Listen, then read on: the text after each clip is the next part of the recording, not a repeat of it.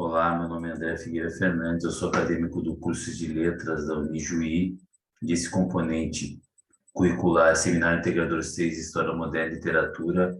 O professor Anderson Amaral de Oliveira tem o objetivo de falar um pouco, analisar duas obras importantes na história da literatura mundial, Os Lusíadas, de Luiz de Camões, e Madame Bovary, de Gustave Flaubert.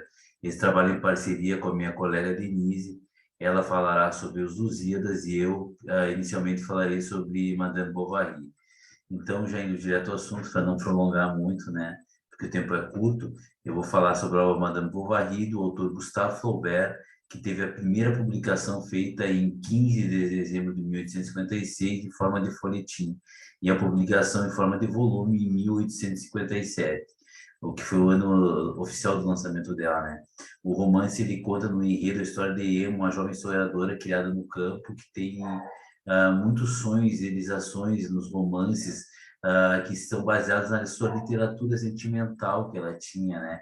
Ela era uma leitora assídua e ela idealizava nessa literatura um amor que ela buscava, quase que um amor impossível, né? Então, ela, com essa cabeça cheia de fantasias, ela fez ela sair do campo, né? Casando-se com Charles no médio interiorano, né? Sem nenhuma ambição que ela idealizou esse amor. Pouco tempo depois do casamento, ela se dá conta que aquilo não era o que ela queria, e mesmo tendo uma filha, ela acaba ficando infeliz nesse casamento e procura em outros homens, né? Ela arruma depois nesse enredo dois amantes aí, acaba tendo relacionamento também não encontrando nesses amantes a idealização desse amor, né? Todo, né? E essa obra passa por toda essa todo esse enredo aí que envolve a gente de maneira muito realista, né? Porque foi uma obra que marcou o início do realismo, foi uma mudança de movimento, antes era um movimento do romantismo, né? E o realismo veio para substituir e mudar um pouco também as características do movimento anterior, também que tinha um movimento anterior. Então, nesse enredo, parte também desde a infância do Charles, né? Como estudante, é muito interessante como ele descreve o Flaubert, as descrições dele. Eu estou com o livro aqui, né? E tem partes muito importantes que eu selecionei no livro também, que são a descrição do chapéu do Charles na escola, que eu acho que é fantástica, passa muito por essa questão do processo de ler e reler, né? Que está muito presente na literatura do Flaubert, da escrita, da reescrita dele, né? Que fez parte desse processo dele, que ele escreveu e que escreveu várias vezes o livro, né? Foram 5 longos anos de escrita e reescrita de Madame Bovary. Então, o enredo passa por isso também, a infância do Charles, primeiro casamento, quando ele pede em casamento a Emma, o casamento novo lá em Tostes, o término da Emma depois, a Emma conhece o Leon, a Emma da Luz Aberta, depois a Emma conhece o Rodolphe, né, no comício sobre cultura, né, que corteja ela lá, e assim vai passando a história. Depois ele foge, a Emma fica doente, o Charles é assolado pelas dívidas dela, né? Depois ela fica religiosa. Então, todas essas partes são interessantes dentro do livro, fazem com que esse livro seja tão especial, né? Os personagens são o Charles, Bovary, a Emma, a Heloise, do Book, que é a primeira esposa do Charles, o Theodore, que é o pai da Emma, o Rodolfo, que é o Dom Juan, mulherengo, amante, o Leon, que é aquele amante mais que lia, que era um assistente advogado, né, mais comedido, o Monsieur Romais, que é o farmacêutico e que vende as coisas, tudo, faz o chimo para para Emma, né, a Madame Romais, o Hippolyte, que é um cavalariço que perde a perna, que o Charles vai se aventurar a fazer uma cirurgia, é incentivado para se tornar um grande cirurgião aí, né? Ele era muito tapadão, né? Acabou fazendo cirurgia e o cara perdeu a perna. Então a gente poderia falar um pouco de cada personagem, né? Que o Charles era influenciado pela mãe, sobre medicina, né? E ele, o primeiro casamento dele para agradar seus padrões sociais, ele casou com a Louise, né? Aí tem também a Emma, que é essa romântica aí que procura nos livros a busca pelo amor, né? Tem essa vida dupla, né? Tem a Heloísa, que é a primeira esposa, o Teodoro, que é o pai, o Rodolfo, né, que é esse Dom Juan, o Leon, ele fala um pouco de falar um pouquinho de cada um deles. Uma outra coisa importante é que essa trama se passa no século XIX, que é uma época marcada pelas revoluções, né? De 1848, né? O cenário da trama conheceu foi um momento pós-revoluções. Essas revoluções marcaram profundamente a França e trouxeram esperanças para o povo, né? Uma das grandes marcas foi a Revolução Francesa, marcas que a Revolução deixou para a sociedade foi a definição dos valores, né, na sociedade também. É narrada em terceira pessoa, né, e os discursos, a terceira pessoa, o narrador, né, a terceira pessoa, e os discursos importantes também que o romance ele foi ainda notariamente objeto de polêmicas, né, ao dar vida a uma mulher transgressora da moral, dos costumes pegados pela sociedade burguesa da época, determinado um estereótipo de mulher ideal a ser seguido, né? E a Emma, ao se integrar às paixões, ao luz desafiou o tempo, né? Esse meio social. Essa obra realista antecipa em um século alguns dos valores de libertação, de emancipação da mulher defendidos pelo movimento feminista da metade do século XIX. E então a gente poderia falar também do tema, que é a temática do adultério, o tratamento realista e psicologicamente profundo das fraquezas humanas. Logrou muita admiração, também muita reprovação na época, né? Vários escritores que não compreendiam o romance francês e tinham o Flaubert como seu mestre, né? Dessa escrita, né? Já as classes conservadoras escandalizaram-se com a obra. Ah, assim, em 57, ele sofreu um processo no Tribunal de Paris por ofensa moral pública e religiosa. Icônica frase dele que ele falou, Ema sou eu, né? Que o ator, e eu acho que ele falou isso, uma frase que atravessa o tempo, né? Porque a Ema é um pouco todos nós também, né? Que idealizamos alguma coisa, né? E no relacionamento, um amor, e estamos sempre essa procura desse sentimento a mais. Eu acho que Ema é um pouco todos nós também, né?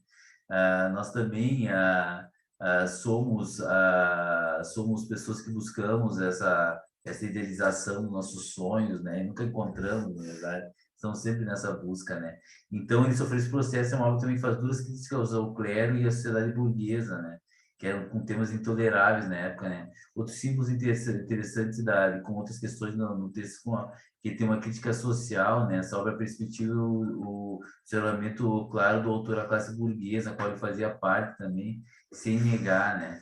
Então, ele também fala do consumo, que é uma coisa bem interessante também nessa questão, né? Porque ela era viciada em consumo também. Então, algumas coisas marcaram essa obra também na questão de que ela inaugurou o realismo francês, né? E trouxe com algumas características que são importantes, como objetividade, o antirromantismo, a não idealização, a crítica sociopolítica, análise psicológica, o autobiografismo, a observação crítica da realidade, o caráter documental, o racionalismo, né? São bem importantes, acho que essas características aí que marcaram esse início do realismo, né? Nós podemos falar um pouco de Flaubert também, né? Que Flaubert nasceu em Rouen em 1821, né? E morreu em 1880 aos 58 anos, né? Era filho de um cirurgião-chefe no hospital local, né? E a vida também dele, desde o início, ele começou também a se aventurar pela escrita, né? Desde a época que ele foi aprovado no exame de faculdade de Direito da Faculdade de Direito de Paris, né?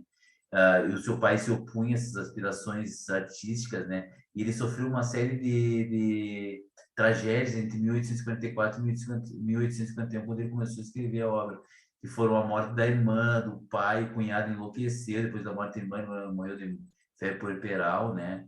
Então, esses foram vários fatos que marcaram essa vida dele, né? E o tempo, e interessante que até ele, antes de começar a escrever essa obra, né, Madame Bovary também já tinha se aventurado com outros escritos como Novembro, na Juventude, e também Memórias de um Louco, né? Eram algumas obras que ele tinha escrito, mas também tem outras obras que ele escreveu que foram importantes também, podemos falar assim, todas as obras que ele escreveu, né, foram Paixão e Virtude, em 37, 1837, né? Memórias de um Louco, 1838, Novembro, 1842, Madame Bovary, 1857, Saint-Malo, 1862, Educação Sentimental, 1869, As Tentações de Santo Antão, que ele tinha tentado começar a escrever há muito tempo antes, ele acabou publicando em 1874, Três Contos em 77 e Bolvar e Pécuchet em 1881, né? Essas também foram as obras que ele escreveu, né? Que o Flaubert escreveu. E todas essas obras são dotadas de muitos elementos muito interessantes nela, né? E que também fizeram sucesso não tanto como Madame Bovary, né? Que atravessou o tempo pela riqueza, né? Da sua escrita, mas eu acho que também uma outra coisa importante que eu posso mencionar também para encerrar o tempo aqui é a questão dos manuscritos da obra que estão da Bovary, né?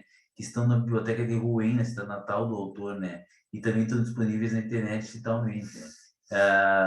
Que falam que o estudo dispensou muito tempo ao trabalho, escrita por longas horas do dia, né? Durante 5 anos, em torno de 10 a 12 horas por dia, né? O processo dele, ele começava a rotina dele a trabalhar após o meio-dia e invadia a madrugada, né? Contam que os barcos, né? Como ele trabalhava à beira do rio Sena à noite, né? Em Rouen, os barcos se guiavam pela luz do local onde ele estava, porque era quase como um farol, né? Era conhecido também como o Urso de Croissant, que era a propriedade que ele tinha lá desde o Sena. E ele começou esse trabalho então, em 1851, né? Da escrita do livro, e ele ficou enclausurado lá, né?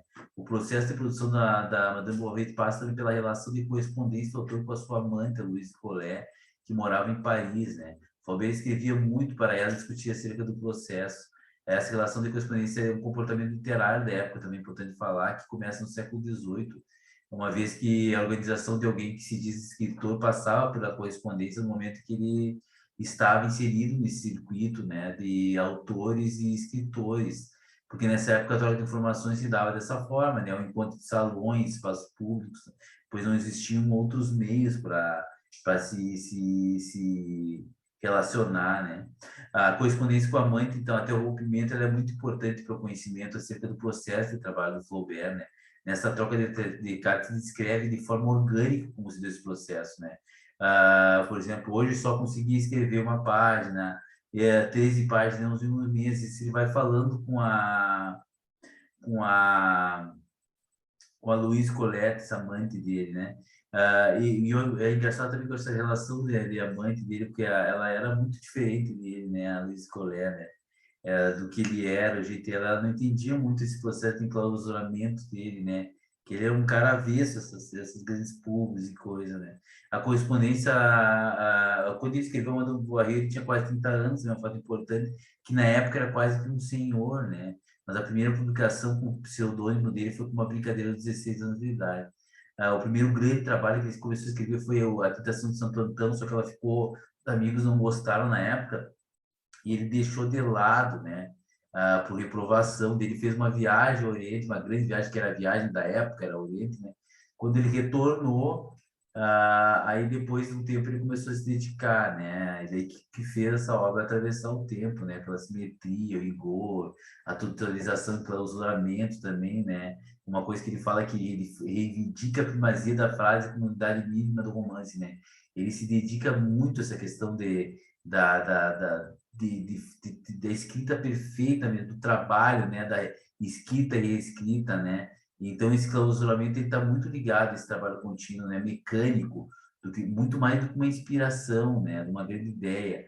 É o estilo ao trabalho, trabalhar, né? Que fica marcado, né?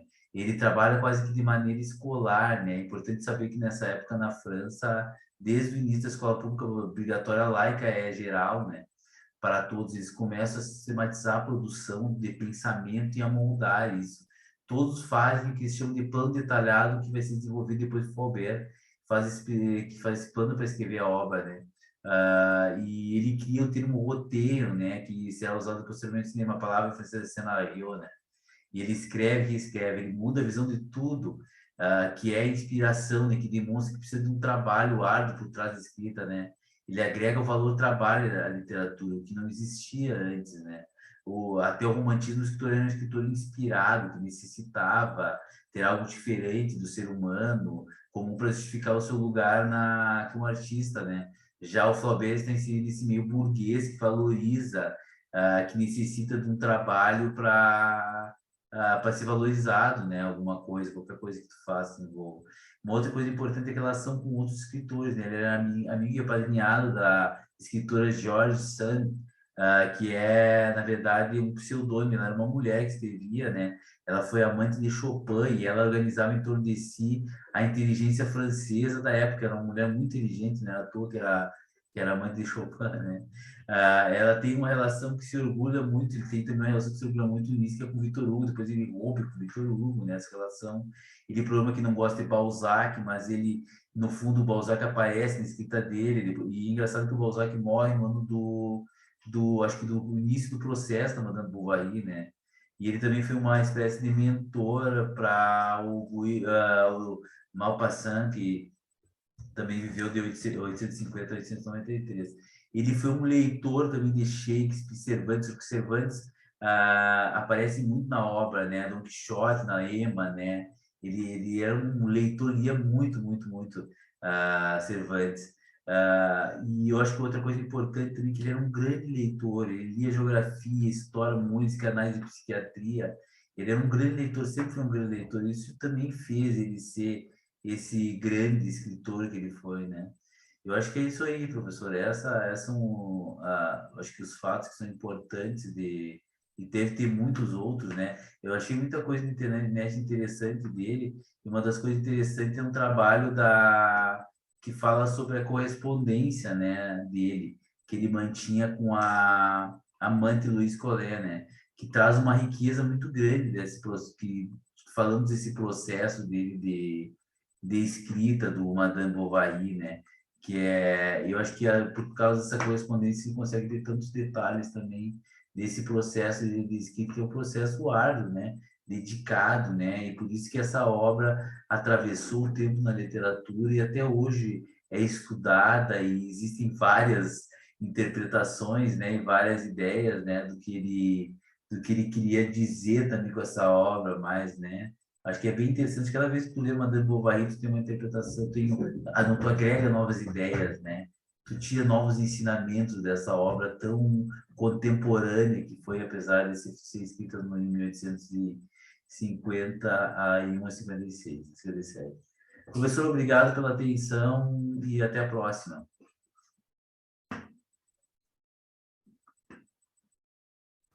Olá, eu me chamo Denise, sou estudante do curso de Letras e farei uma explanação sobre o livro escolhido então por esta disciplina, que é o livro Os Lusíadas, de Luís de Camões. Escrevi aqui um resumo para poder fazer essa apresentação então sobre a obra. Luís de Camões foi um poeta português, autor do poema Os Lusíadas, uma das obras mais importantes da literatura portuguesa, que celebra os feitos marítimos e guerreiros de Portugal. É o maior representante do classicismo português. Estudou por um tempo teologia, mas levava uma vida irrequieta, desordeira, além da fama de conquistador, mostrando pouca vocação para a igreja. Com 20 anos, mais ou menos, começou a cursar filosofia, mas já era conhecido como poeta. Suas obras são marcadas por uma visão antropocêntrica. Sua poesia idealiza o amor e a mulher amada. Além disso, apresenta temáticas como o desconcerto do mundo e o sofrimento amoroso. Em 1544, com 20 anos, compôs uma elegia à Paixão de Cristo, que ofereceu a seu tio. Seus versos revelam que ele estudou os clássicos da antiguidade e os humanistas italianos.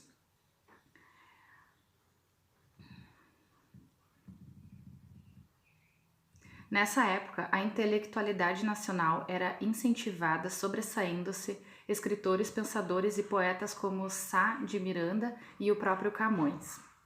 Em um sarau, seguido de um torneio poético, o espanhol Juan Ramón, sobrinho de um professor da universidade, sentiu-se ofendido por causa dos versos de Camões. Seguiu-se um duelo e o espanhol saiu ferido, o que terminou na prisão do poeta sob o protesto dos estudantes. No final de muitas discussões, Camões é perdoado com a condição de ser desterrado durante um ano em Lisboa. Na capital, os versos do poeta eram apreciados pelas damas da corte. Era perseguido por outros poetas, sendo vítima de muitas intrigas para desprestigiá-lo e afastá-lo da corte. Para fugir das perseguições, em 1547, Camões resolve embarcar como soldado para a África.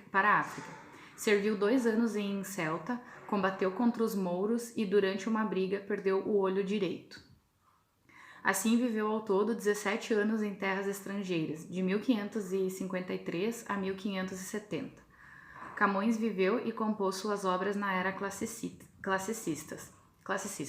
Em Portugal, o classicismo compreende o período literário do século XVI, entre 1537 e 1580.